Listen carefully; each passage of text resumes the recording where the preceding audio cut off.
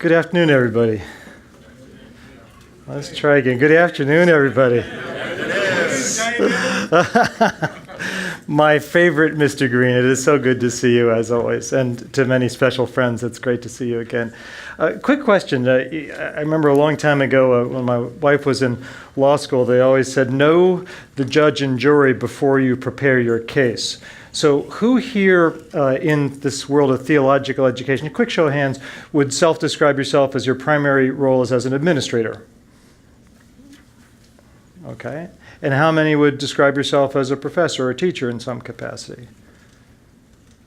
I think that's most. Did I miss any of the two big categories? I think that. And I'm going to go one level deeper. How many would put yourselves in the, let's say, systematic theology category? All right. How many would say Bible? All right. How many would say church history? All right, there's a lone soul over there. And lastly, pastoral care is sometimes called pastoral theology. If you, great. Well, hopefully what I say might have a little touch each of those areas.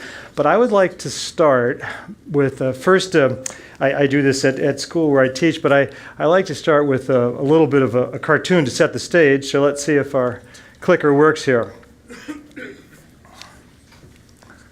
It's also an eye test to see how bad it is this side of the room. So if you can't read, it's a picture of Moses. It says technically Moses was the first person with a tablet downloading data from the cloud. So, but I'd like to ask you now to take a moment and give yourselves a round of applause. And I'll tell you why, but just give yourself a round of applause first. Yourselves. Why? One of the main findings in my research into the Faith at Work movement, both my original book and the new edition which is coming out, is that by and large, as a sweeping generalization, and of course generalizations are always false, including this one, but that the theological community, seminaries and divinity schools have done, to put it politely, a subpar job at dealing with this very question that Greg is talking about.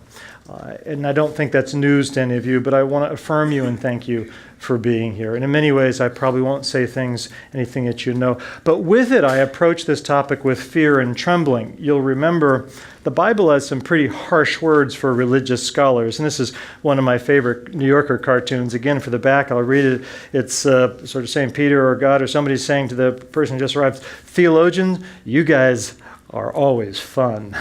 So hopefully have some fun and we might learn a thing or two. So this new edition of God at Work, the History and Promise of the Faith at Work movement, will be coming out later this year with Oxford University Press. I was asked to do a new version of it because many people said, look, a lot's gone on in the past decade. What's changed? What's new? Is it still a movement or has that run out of gas? And you might recall in the first book that I noticed there are three different waves over the past 100 years. And has the movement dissipated? Has it faded away? So that was one of the questions. Has interest declined? What's different? What's new? What's old? That's what, and are there different external or internal factors facing the movement? So that's what I'll talk a little bit about, and as we go forward. First, to locate myself, although I have a theological education myself, that was at Princeton Theological Seminary, both for my master's and my PhD. I come out of the corporate world. I was there for 16 years, so all these questions you're wrestling with are near and dear to me personally, and many of my friends that I still have in the corporate world and through my consulting work. What I do at Princeton is I teach, we run programs, and just like I'm sure many of you do, but this is our research center. It's called the Faith and Work Initiative. I've got 3 postdocs working with me. Each of them, hey, we're popular. Everyone wants to come. It's the hottest game in town, Greg.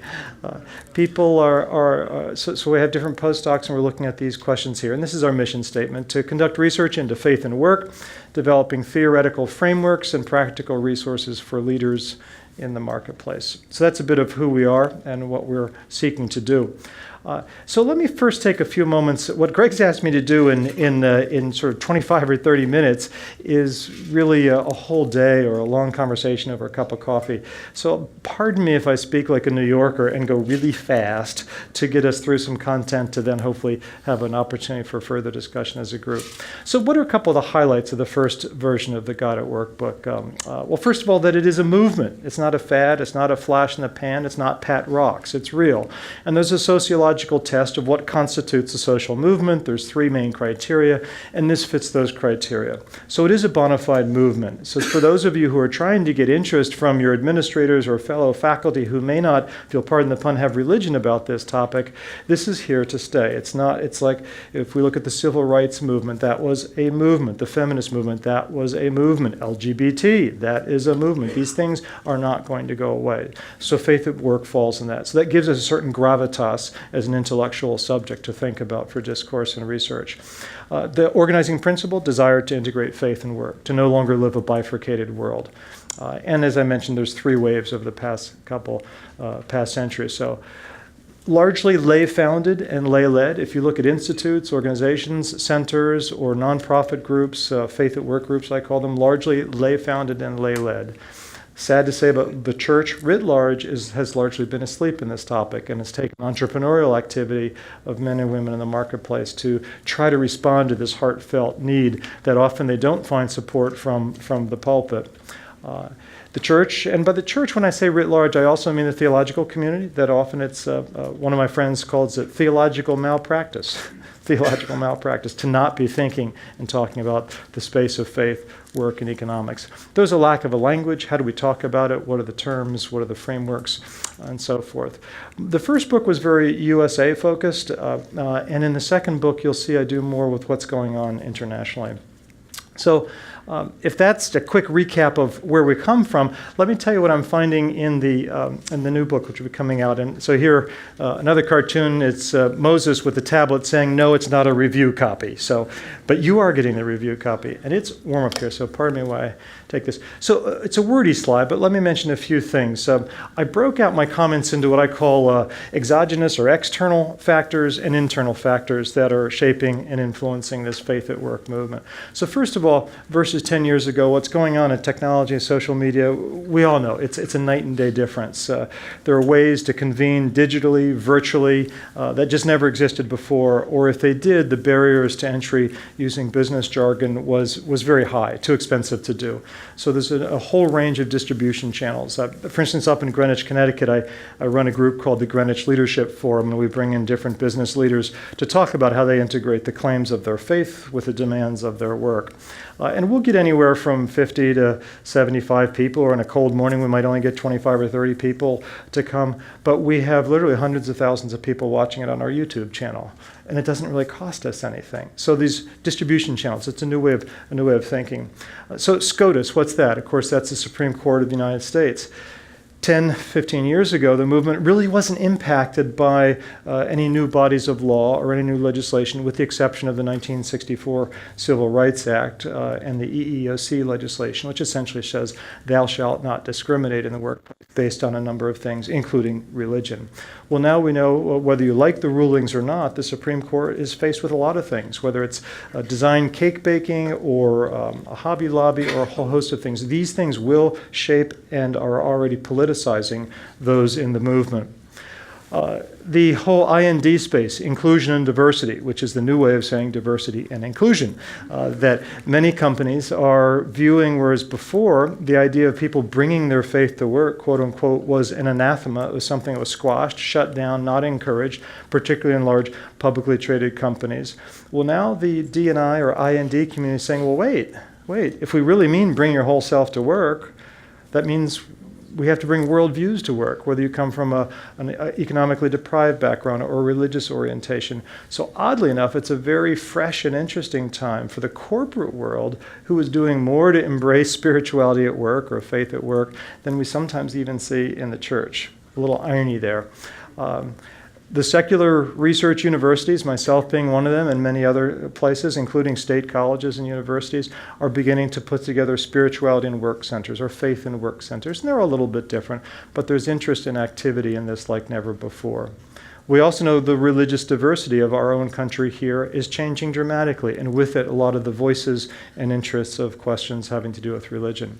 And you remember during the time shortly after Christ, people talk about the Pax Romana, the peace of Rome, and that allowed the merchants and tradespeople to travel the trade routes and to spread the gospel. Hey, here's what's going on in Jerusalem. Have you heard? In a way, we're in that same space right now. I could fly anywhere and be somewhere in a few hours, as can you, and have the opportunity to talk about things that my local pastor can never have the opportunity to do. That's going on. I'll be in Beijing, or I'll be in Moscow, or I'll be in Sao Paulo, or I'll be in Chicago. I could be anywhere, and over dinner, after a glass of wine, sooner or later someone says, you do God stuff, don't you? And then the rest of the night you're talking about faith. It's extraordinary. There's a hunger amongst business people around the world. I'll be going out, I think it's in June, to Manila. Some of you follow the Lausanne conference. I've been invited to give an address on the status of faith at work around the world. So there'll be, I don't know, Greg, there's several 100,000 people, a couple thousand people at this as a global movement. This is not just a North American phenomena. And as Mark Green knows, of course, it's in different parts of Europe as well, different levels of intensity. But it's not, to think of this as a U.S. phenomena would be a short-sighted way of thinking about it. So those are external factors which are shaping the movement. Well, what's going on inside the movement itself, or the people who are leading it or part of it? It used to be I would hear people say, wow, this is amazing. You mean my work matters to God, as is the title of that famous book? Yes, it does. And most people now kind of get it. Now they're saying, but how? How do I do it? What does it look like to, quote unquote, bring my faith to work? How do I manifest it? What's appropriate? What's not appropriate? What's my style? Someone else's style?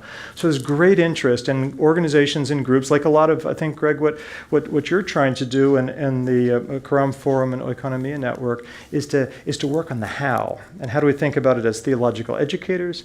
And how do we think about it as practitioners and connect those dots?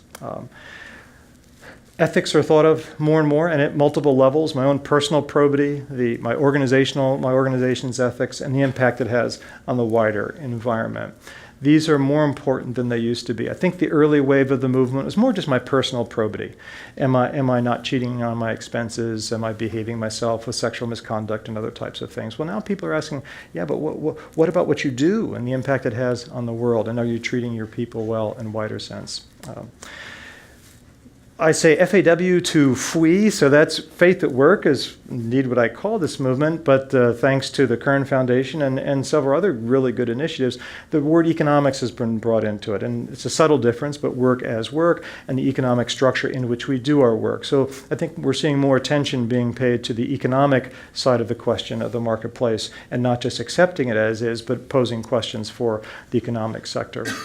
I also noticed that more and more groups are having life cycles, faith at work groups that may have popped up, like Needle's Eye in Charlotte or some of the others. Well, as the founder sometimes retires, moves on, does something different, or even passes away, some of these groups have a second life and they continue, and some gradually dissipate.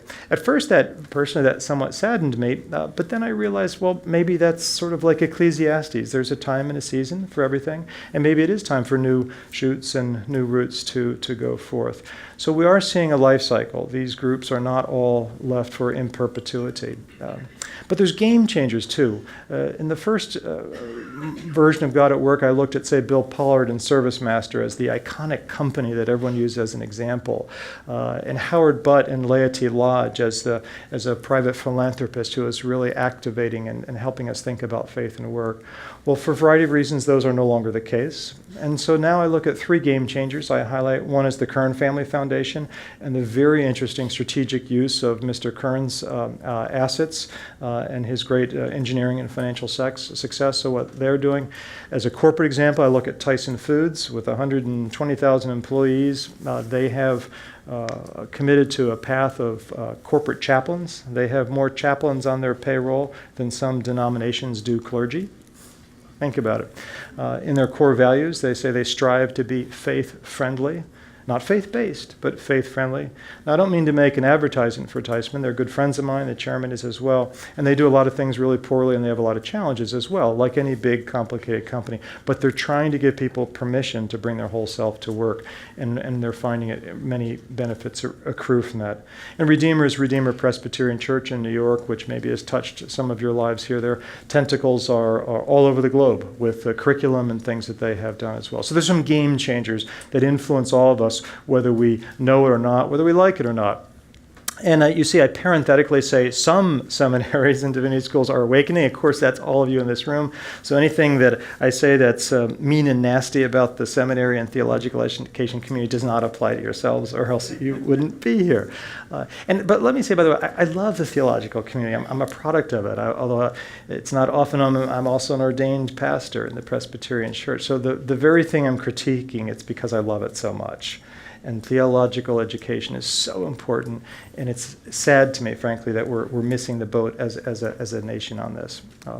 So we are seeing more churches embracing faith at work and doing things with active programs and content, and not just the once-a-year obligatory sermon on Labor Day weekend, or with a horrible name, Stewardship Sunday, which really is another way of Show Me the Money Sunday, another name for it. And there's a lot better resources. Will Messenger, you're hiding in the back there, aren't you? Somewhere I can't see you with all these things. So we've got so TOW isn't short for towel. It's the theology of work product, and you all will know. And if you don't know Will Messenger, Will, would you just stand up and wave something here? If you don't know Will, please do before you leave. He's I'll let him tell his story, but just an amazing network of people and scholars and thoughtful people have written vast volumes of connecting theological ideas, biblical ideas to daily work. So there's a tool that didn't exist when we come to the how question, from wow to how. Talk to what they're doing with that. I'll talk briefly about something that's the integration profile. It's sort of like a Myers-Briggs or a strength finder or a psychometric scale. And Mitch Newbert, where are you hiding here? Yeah, I'm sorry. So Mitch and a couple other colleagues have helped me. Mitch in particular did an extraordinary job. This got an article printed and published, I should say, in the Journal of Business Ethics, and it's validating this model we've come up with. So when people say, well, I want to bring my faith to work, the model helps answer the question, what does that look like? So a lot of good things are going on, resources that didn't exist. And of course, we could look at Made to Flourish, Tom, with what your team is doing, and Greg, that there's resources like there never were before. And many of them are very thoughtful, sophisticated, creative resources, not just platitudes. This is just a graphic of the tip I talked about, the integration profile. It suggests that we all have a natural predisposition to a certain way we live out our faith at work, and the four categories I call ethics, experience, enrichment, and expression, each of them pertaining to different parts of a Christian life. And all of them are theologically valid and biblically robust ways of thinking, what does it mean to be a Christian in the workplace? And frankly, as Mitch knows, the instrument isn't just for Christians. You could be a Jew or something else and take it, and you'll still get you can get an assessment of what your natural way of living out your faith is. So companies are expressing interest in this as a way to measure and think about as they begin to open up and have spirituality at work programs. If anyone wants to offline talk about that, we could do it more. But my point is there's some really interesting tools out there that exist that didn't exist before. So Gotta Work Too. This is Open Questions, Concerns is how I've titled this page. So I'm trying to, as a good scholar, to have dispassionate distance and sort of neutrality as I study my subject. So it's descriptive in that sense, but I confess to having some prescriptive observations, which will go in the book, and I share some of them with you as well, based on the evidence, but it's my interpretation of that evidence. So first of all, if we look around this room, I don't think any Z generation people, maybe a couple millennials. So most of us are baby boomers, more or less, in this room. Well, are the issues going to be the same? As I look at my students, I think some of them have different questions on their mind. And even my students of today who are graduating in spring of 19 versus those who graduated, I went to Princeton 11 years ago, those who graduated in 2008 or 2009. So it's what will they be wanting? And are we, so-called leaders or activists in the movement and theological educators, as you have these bright young men and women come into your schools, do we know what they're asking, and are we relating our subject matter to them in the right way? We also know through Pew and a lot of other research that church attendance patterns are dramatically changing. The idea of being a multi-generation Lutheran or Methodist or Episcopalian or Presbyterian, those days are long gone. Long gone. In fact, even church attendance patterns are changing. It doesn't mean everyone is an atheist, as the papers sometimes will suggest, but what does it mean as a theological educator if people aren't going to church in the same patterns or way they used to? What should change? What do we need to think about? One thing that does concern me that I see in the movement, I go to a lot of Faith at Work conferences around the country, around the globe actually, and I've noticed in a few of them a pattern. It's not quite a pattern, but enough instances of it that it makes me concerned that there's a certain politicization going on within the movement. When the movement first, the wave 3 of the movement in my first book, there was a collegiality. Politics didn't really enter it, and even theological accents or differences weren't really disruptive to the movement. But everyone was just so excited to find a fellow journeyer who was interested in living out their faith at work. It didn't really matter if they were an evangelical or a mainline or whatever. Today I notice those lines being drawn a bit more firmly, and I find that disconcerting. And the culture wars which we see in our media and television, which personally I find often very aggressive, uncivil, and unconstructive, I see a little bit of the echoes of that. Not that people are fighting at Faith at Work gatherings, but there seems to sometimes be an operative assumption of what one should believe or ought to believe, and snide comments might be made about someone who holds different views. So I'm a little concerned about that. Immigration patterns will change things immensely. Fernando, you'll help us with some of that as you're so have your finger in the pulse of that, which I think will enliven and enrich the movement in many ways. So I talk about diversity from a number of ways. I think diversity wasn't that much thought about in earlier days of the movement, but now many of the groups are saying, wow, when I look around the room, I just see people that look like me, and maybe that's not such a good thing. So there's greater attention being paid by those who are quote-unquote leaders or activists or catalysts or energizers in the movement to make sure it's not just people of one skin color or one gender that are active in the movement, but recognizing that it's all of God's children are and should be part of this movement. With one asterisk, let's face it, that if you're holding down 2 jobs, making minimum wage, if that, just to get by, you don't have the luxury of having a plane ticket to go to Dallas, to stay in a nice hotel, to go to a conference. So there are some realities, some obstacles for participation in the movement by those who have every bit of hunger as someone who's in a white-collar or knowledge-type job. But again, with technology and other things, I think the movement might find ways to address that. And also the movement itself will be enriched by definition by having more diversity and thought in it. I talked about less theological diversity, which is another way of talking about some of the assumptions I see in certain groups. Some of the more sort of non-evangelical Christians, they versus evangelical Christians, they're almost 2 different meetings sometimes. The human problems are the same, but the solutions and how they respond to them are different. Whether you're an evangelical Christian or a mainline Christian, both of those have divorces. Both of those have chronic illnesses. Both of them have kids who make bad decisions. Both live and die, the full human experience. But how they tend to go about talking and thinking about them, I notice, is different. And I wish, this is a yearning, a prescriptive yearning, I wish there was more cross-pollination between the different parts of our church and less worry about do they have the right doctrinal statement in either direction, I might add, because the progressives are just as critical of evangelicals as evangelicals are progressives. It's a mutual problem we have sometimes. And I talk about economic diversity as well, white versus blue collar, and what we can learn from and be a greater part of the movement to have that involved as well. The so-called gig economy, wow, where is that going to go? What does it mean when you're a Lyft driver or an Uber driver and you're doing other things as well? How's that going to change where you don't have a company in the traditional sense? That will dramatically change, I think, some of the questions that will be asked, quote unquote, of the movement, as well as the responses. And can we have a sustained response? My prayer is that what you are doing here and what Greg is doing through Oikonomia Network will at some point hit, sort of in business jargon, they call the knee of the curve, that it'll hit that inflection point, that tipping point, when all of a sudden everyone's going to be doing it, and you're a fool not to do it. That's my hope. I don't know how long that will take, Greg, so I'm leaving that one with you. But these are some open questions I put out there to think about. And again, remember, some are exogenous, external to the movement as such, impacting it, and some are internal.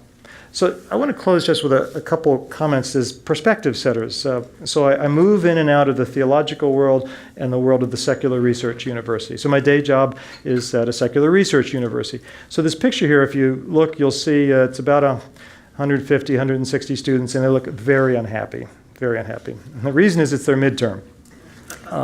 And I'm a tough grader. So, the reason I put that up is, so here I am at a secular research university, and I teach a course called Business Ethics and Modern Religious Thought. Business Ethics and Modern Religious Thought. And I look at the role of the three Abrahamic traditions, and I say, what does Judaism, Christianity, and Islam have to do with modern-day business ethics, decision-making, and leadership, if anything? That's what all the class is about. Most business ethics courses at secular research universities or B schools are taught by secular moral philosophers or by lawyers through a sort of a jurisprudence perspective. And I'm asking, what do the scriptures say about it? The stunning thing to me is, I would have never taken this course, by the way, when I was in college. The stunning thing is it's packed. It's the largest non-required humanities course at the university.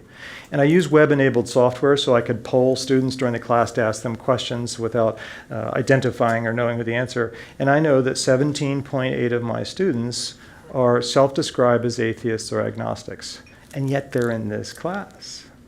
They're interested in the question, they're hungry, and they're also respectful. I have certain ground rules at the beginning of what is kosher and what's not kosher in the class, and I encourage everyone to honor your own tradition, and if you don't have a tradition, if you are an atheist or agnostic, somewhere in your lineage, your grandma or your great-grandpa was something of some religion, claim that as your intellectual and religious heritage and learn about what they had to say about faith, work, and ethics.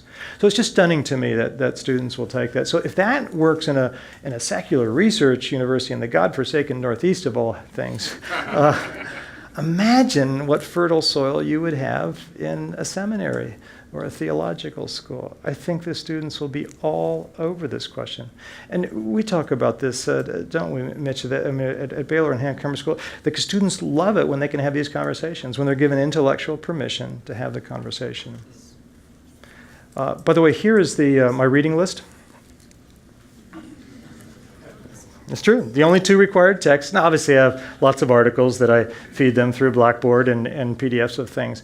But I require them to pick one text that they would call holy, whatever their tradition is. That's not for me to judge. And the Wall Street Journal. First, I have to tell them what a newspaper is. That's the first problem, how it works. But whether it's online or physical, and those are the two texts. Because in many ways, these two texts are similar, aren't they? For those of you who read, and if you don't, by the way, read the Wall Street Journal, I highly encourage you to do that, or the Financial Times, Mark, if you prefer. But to do that, because it's really the story of the human condition, just like the Bible is, except the Bible has an answer, and the Wall Street Journal doesn't. And the Bible has guidelines and tram tracks, and the Wall Street Journal doesn't. But if you read them together, it's extraordinary what can happen. And the students start to realize that. When they have a Sabbath observant, and I bring different executives in to come, and a Sabbath observant Jewish investment banker talks about how Leviticus, the holiness code, is what is his guide in how to do deals or not do deals. That's pretty powerful. Pretty powerful. So what's it mean for me as a theological educator? Two quick slides and we'll wrap up.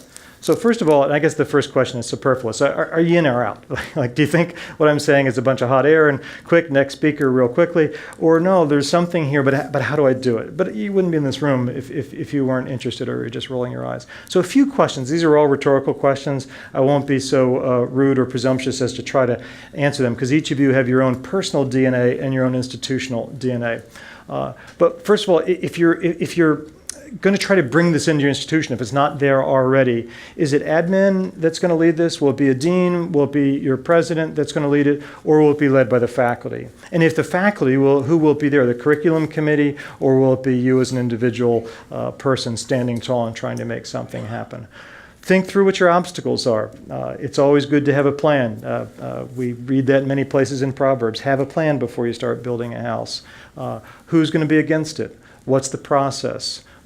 Can you do this if you're not tenured, or do you have to have the tenure badge of comfort to be able to raise these questions? What's the budget? Will this cost a lot? Things like that. I think you need to also articulate, frankly, the business case. Why should we do this? In a time of scarce resources in many theological institutions, what's the business case? Will this to help attract more students? Yes or no? Answer, yes. But that's a question that needs to be articulated. What's the theological case and what's the pastoral case? Because if we are in business for anything as theological educators, it's the theological and pastoral case. But there's also a business case. So what's your strategy versus your tactics? Should this be just one person who's known as, oh, well, Mitch is the guy you go talk to about faith at work and economics, and the rest of the faculty kind of keeps their head down and just sticks with doing church history or Bible the way they've done for the past decades? Or is it everyone supposed to do it? And if everyone is supposed to do it, is it just one module or one lecture during the whole semester? Or is it a little bit in each lecture that you're talking about faith and work? So those are some questions to think about. And what if your institution isn't really behind you? There might be some of you here who don't have the full blessing of your deans and of your fellow faculty and the administration. Well, what can you do? So there's a lot of thought leaders out there who've been spending time in this. Find them. There's a lot of resources. You don't have to reinvent the wheel. And Greg can easily point you into 100 different directions, or even Tom Nelson with his side of things with more of the pastoral side. Look at your syllabus, particularly if you've been teaching for many years. What frankly needs to be either replaced or reframed, so that you could bring in this question of faith, work, and economics. Even look at how you examine people, how you test them on knowledge. What knowledge are you actually testing them on? And is it addressing and asking, speaking to the questions that hopefully you've been going over with them? And at the risk of being really rude, how do you need to change yourself? Or how do I need to change myself? That I don't just keep doing what I do reasonably well like I've done in the past. Where do we need to change, if we're brutally honest? Some organizations I know are doing externships, faculty externships, not intern, where you actually get a semester and you go shadow someone at a corporation. So if kind of cradle to career, you've never kind of had 5 or 10 years in the for-profit workforce, well, go spend a semester doing that. It's extraordinary what you will learn, or what I will learn if we do that. That's what I mean by externships, where you shadow someone. And if you can't get budget or time to do that, there's still ways to find someone you know who's in the marketplace that you could have some sort of shadowing relationship to learn about things. Look at workplace chaplaincy, read the Wall Street Journal. How can we change ourselves? So I want to close, this is my favorite, I have 2 favorite slides. This is one, Tom, so I'm going to embarrass you. So I was out at Tom Nelson's church, 10 years ago or so. And if you hone in on this, we're talking about the preliminary to the integration profile. But he turned his sanctuary in the front, the pulpit, into a work cubicle. And for a whole month, he and his other associate pastors preached from a work cubicle. Talk about a visual difference maker. So can we do something like that in theological education, Tom? You did it in the church. Can we do that also in the classroom in new ways?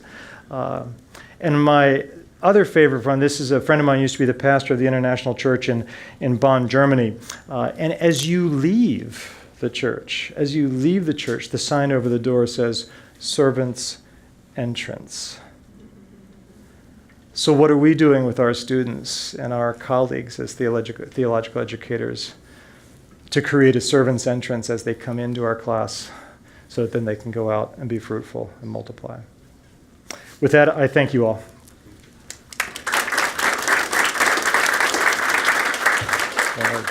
Thank you. Thank you so much.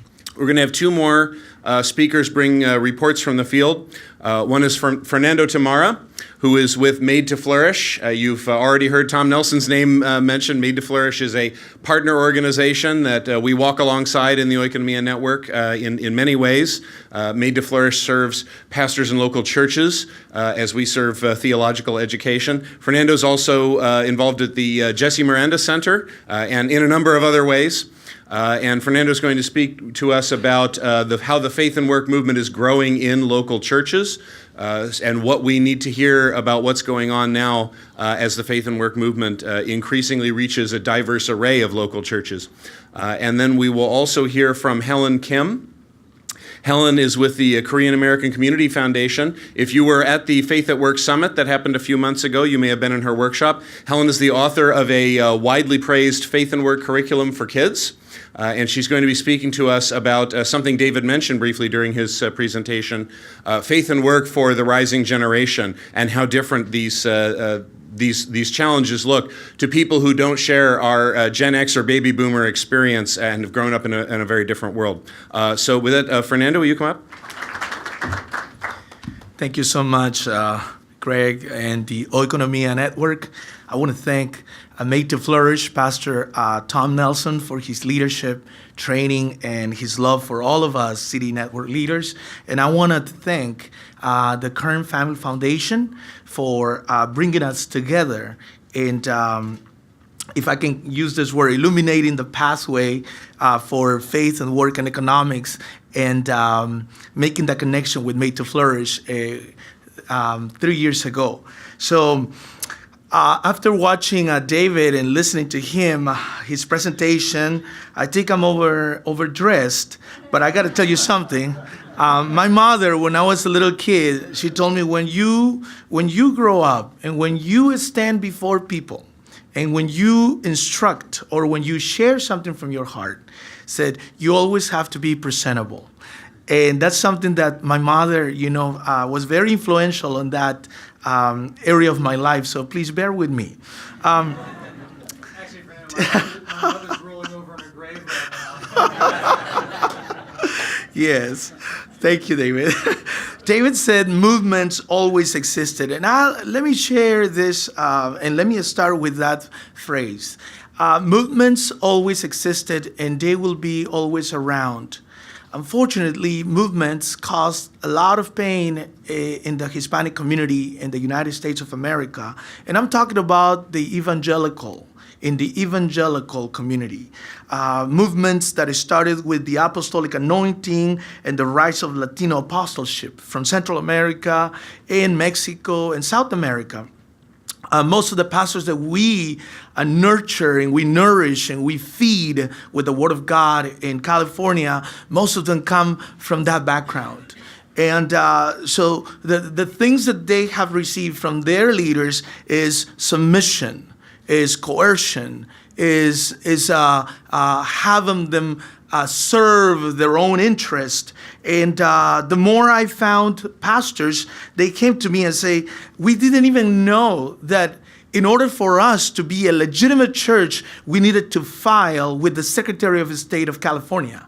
We needed to know that back, let's say 20 years ago, 10 years ago, and when they receive these teachings on responsible action, for example, or value creation, their eyes are opened and they say, tell me more, tell us more about how can we find identity as a church. So the pastors are hunger for knowing not only the biblical foundations of koinonia and solidarity, but at the same time, this rise of Latino apostleship that caused a lot of turmoil years ago, it diminished the role of pastors as oikonomos and incited the most dangerous temptation of humanity, such as coercion, exploitation, and abuse of power.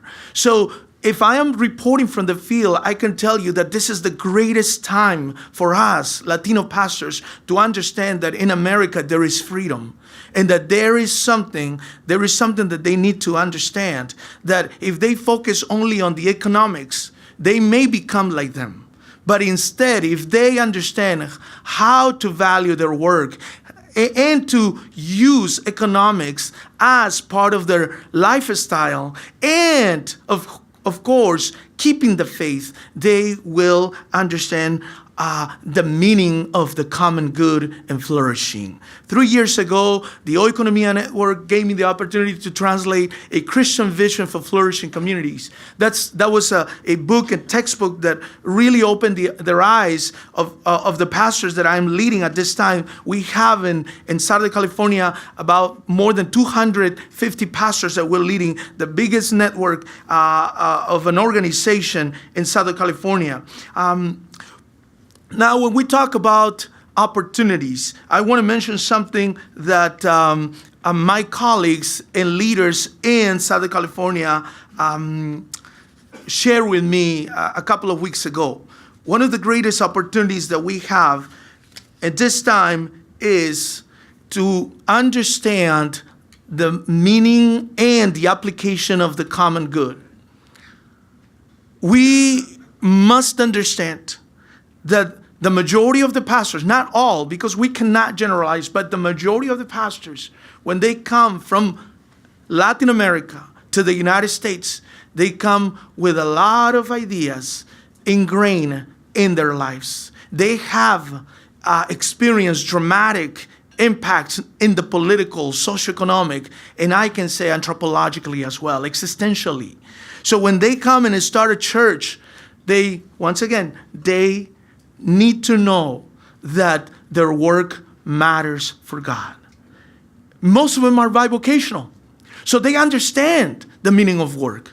And the opportunity that we see is to bring these churches and bring these pastors together and tell them, first of all, find identity in your church. Make your church, have your church incorporate to the state of California. And then start working with your community or agencies or organizations. For example, now at this time, a lot of organizations, one of them is called Edison International, is partnering with Made to Flourish. And we're bringing pastors who we're telling them how to prevent the wildfires.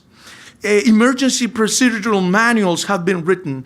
Now, we are talking about emergency procedures in California because now we can not only preach from a pulpit, but we must understand that we serve the people in our communities. So those are the opportunities that Made to Flourish have done, and we have seized the moment, and we understand that there are three major elements that I can share with you today.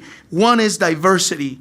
David talked about diversity, but I'm going to talk it in a different context. We all are different. We may look like a Latino or Hispanic person, but we all are different. And when we have a conversation and we invite different voices and different people from different backgrounds, there is richness. There is an enriching experience that we are having and holding in these meetings. So diversity is very important. It's very important for us to understand the other people, Asian, African American, we can call it American Indian, Caucasian, different races, different ethnicities. So we are becoming more sensitive to that and forming and becoming a part of multilingual and multi-ethnic ministry is the greatest opportunity for the Latino church today, because we can learn from you. We can learn from others that have done a successful ministry. And these are the points that we are always emphasizing in our meetings.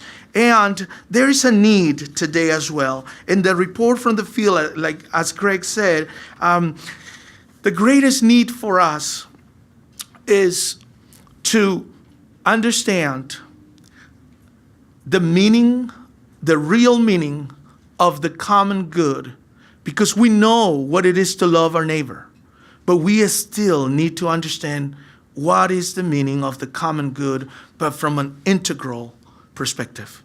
Not just to help the poor, not just to show mercy to my neighbor, but the understanding that we are a mosaic group. We are a tapestry in the kingdom. That we come from different areas, different countries, different cities and neighborhoods and villages, and if I can say, villas miserias or favelas, as we call it in Argentina or in Brazil. But we all come from the neighborhoods and barrios, if we can if we can use the word from the Puerto Rican people. But the greatest need is to understand the common good. And not only just the meaning of the definition, but to understand that we are, and this is a gear of a cogwheel, that when they all come together, they create motion. And that they must understand, this is the greatest need, that they must understand that your economics can be so good and you can apply it so well in your community, but if you don't have the right legislators, but if you don't have the right policies, but if you don't have the well-being that should be exercised in your community, then everything falls apart. But in this cogwheel, in this gear that is society, we still believe that if we work all of us together, then we will create motion, because sometimes for some of our members, it is a commotion. And I'm going to tell you something just to wrap it up and finish. Now about the victories and triumphs that we have had in Southern California working with pastors. A few pastors came and talked to me personally that this movement not only provided for them a different understanding of how treating their neighbors or their parishioners or churchgoers or visitors, but they actually experience faith, work, and economics, and they have applied it in their families. Now they're saving money for college. They are putting not only all of their efforts on the church itself or the groups or the ministry, but they say, now we understand that God gave us the oikonomia and the economic wisdom first to satisfy the needs and meet the needs of our own families.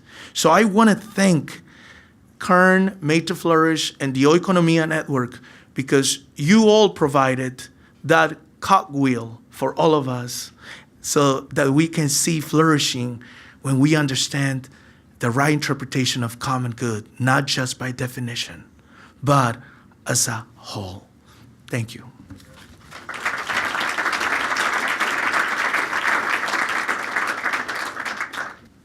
Good afternoon. It's a pleasure to be here. And I'm here to speak up for Gen Z, who you voiced earlier. I'm a Gen X, but I hang around with a lot of millennials and Gen Z, and so I just wanted to share their voice at today's table. The paper or the curriculum that Greg had mentioned earlier is kind of really comical for me. It's a curriculum on theology of work for children, mostly elementary, although it's also been used with teenagers and adults with disability. But for me, to give you some backstory, and it's really funny because that's the paper that led me to come here, which I never expected to be here at this table.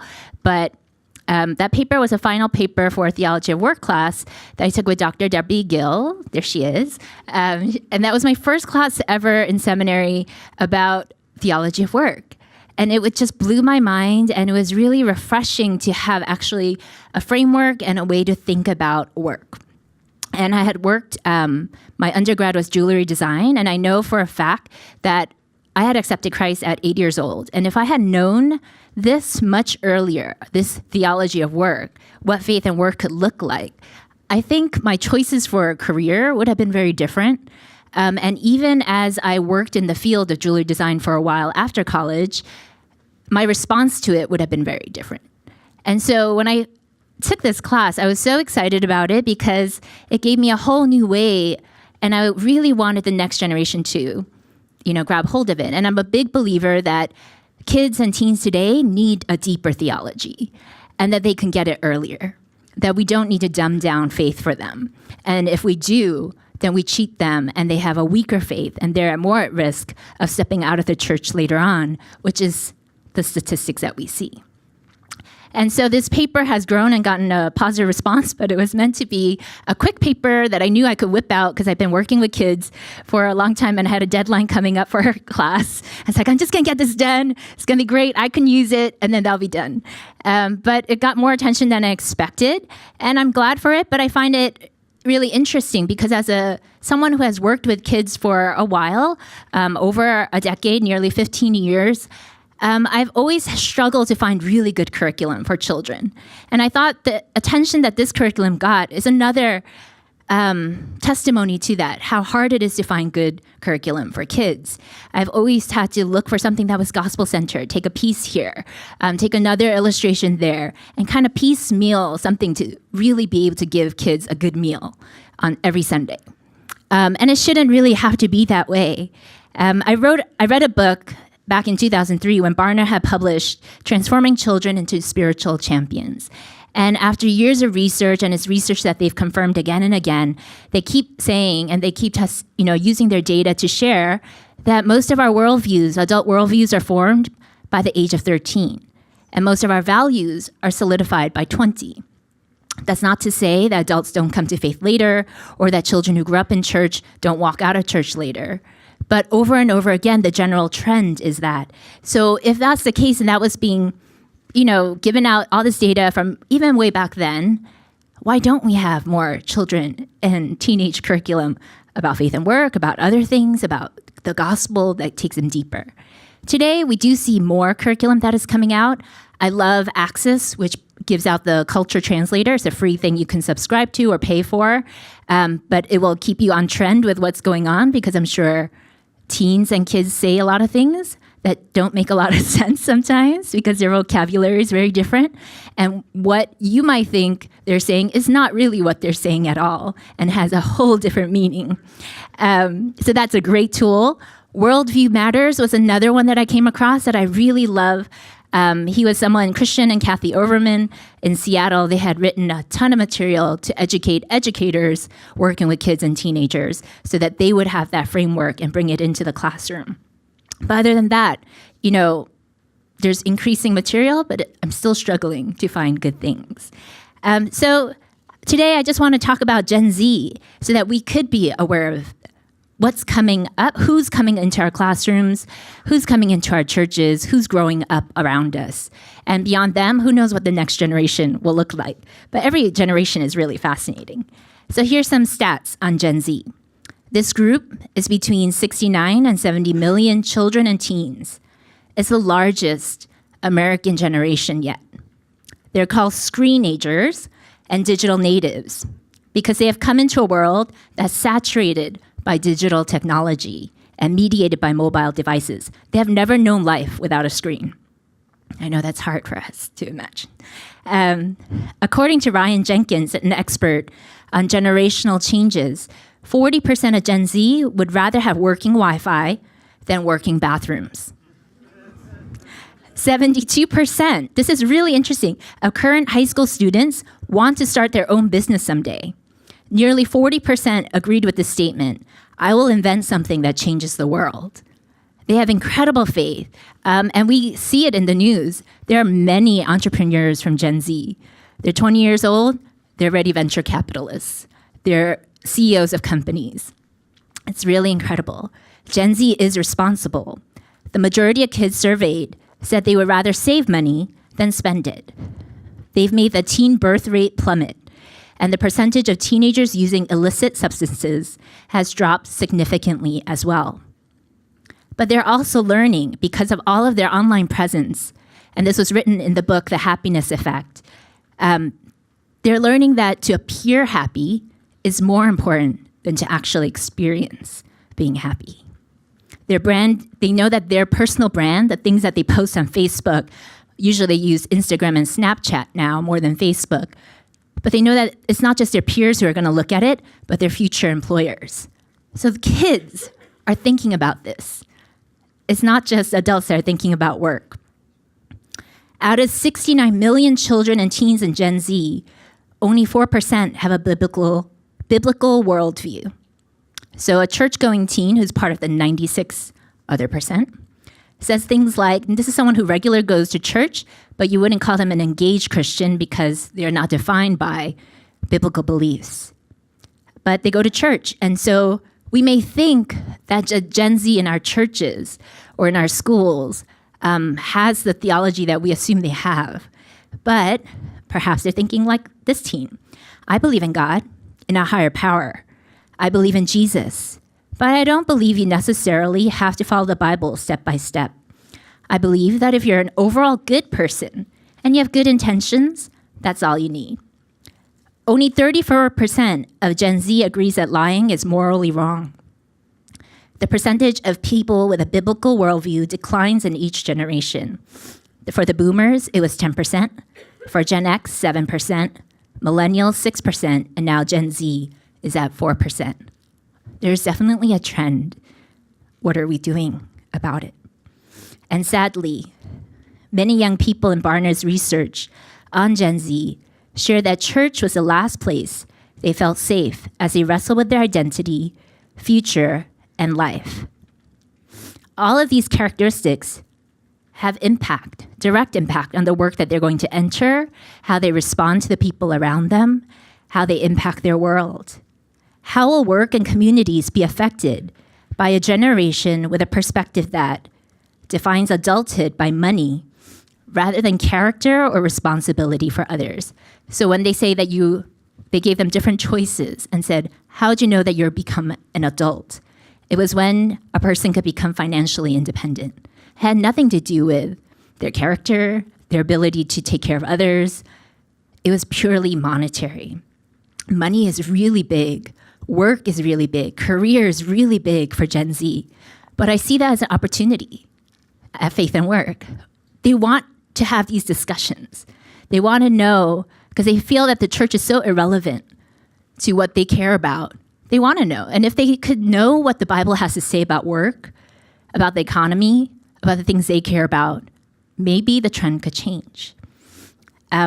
How will work and communities be affected by a generation with a perspective that has difficulty defining a truthful foundation to stand on? This is a generation that feels bad offending anybody. In a way that's incredibly great because it's the most diverse. They are known for their diversity. They grew up around diversity. Because they're online, they see an incredible plethora of things that we may never know if we had never been online. So they are very open to new ideas, open to new conversations, but at the same time, they refuse to have that biblical stance that says, this is where I stand, and this is where I don't agree with you, this is what I believe, and this is what I'm going to stand by. And that's challenging. So the church seems irrelevant because it seems so tied to a little box. But we need that, don't we?